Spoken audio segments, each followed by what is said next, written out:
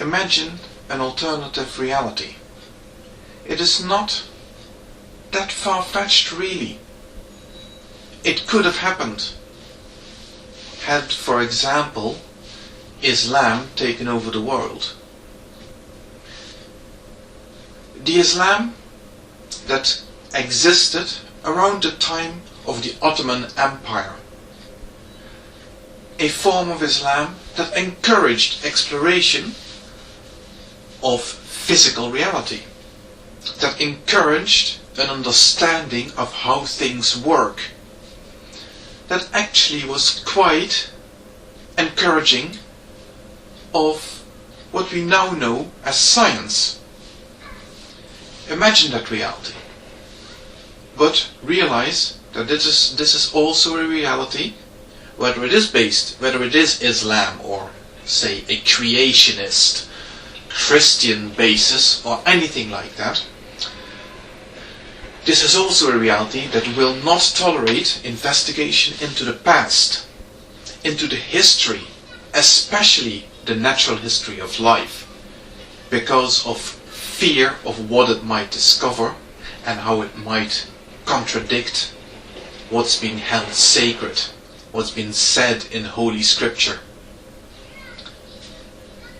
It is strangely not completely unthinkable that such a society would lead to quite a technologically advanced society in the long run, because on the level of physical investigation, of physical knowledge, there isn't that much inhibiting the development of science.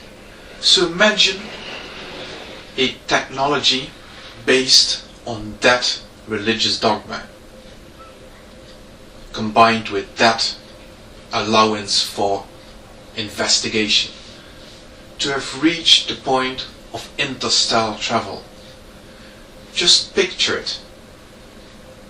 After a ritual in which the great God is invoked and is asked to bless the astronauts that are about to leave the planet in order to go exploring the rest of the galaxy. The team takes off. And this is not just any old team. This is a team that knows that it will not be the team that will be arriving wherever it is that they're going to be arriving. This is a journey that's going to take many, many generations. So what have they done? Before they sent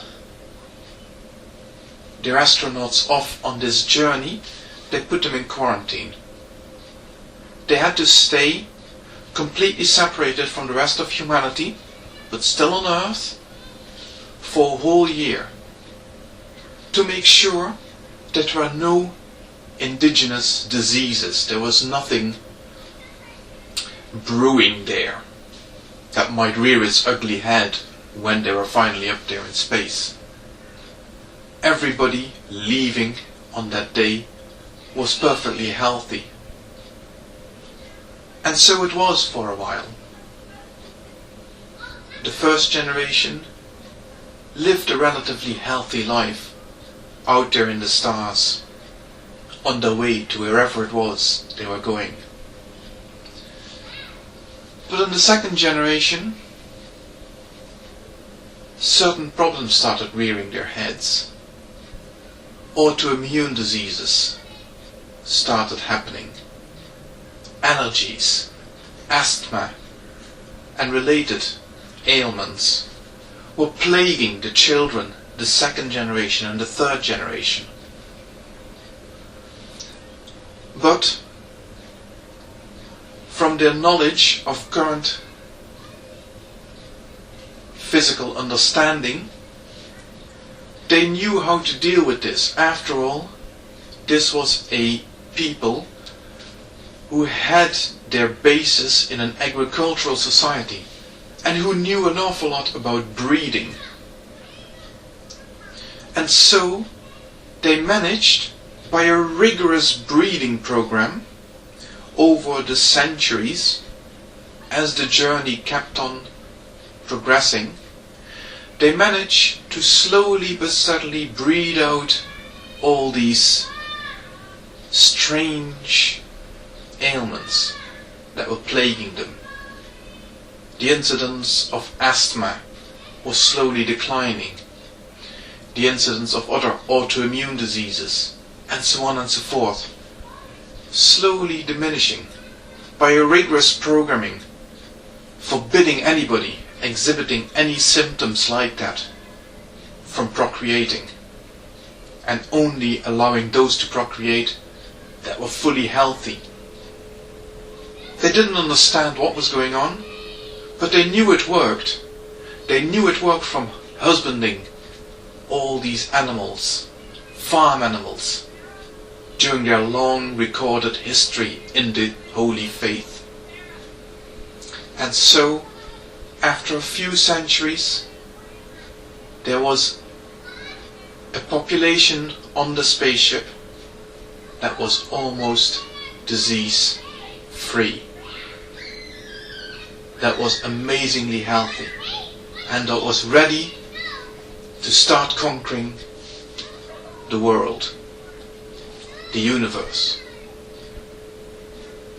And then, one day, a crew member fell ill. A mystery disease. Nobody understood what was happening. But strangely, anybody who came near them fell ill as well. And then people who came near them fell ill. And the whole spaceship, in the space of a few short weeks, turned into a flying morgue. Because in their denial of the reality of evolution, they never considered the possibility that one of the beneficial germs, the bacteria, the intestinal flora that they had to carry with them in order to survive on their long journey, could mutate into something that was not so benign. They were unprepared, completely unprepared for the curveball that evolution might throw them on the journey. And so their exploration ended in failure.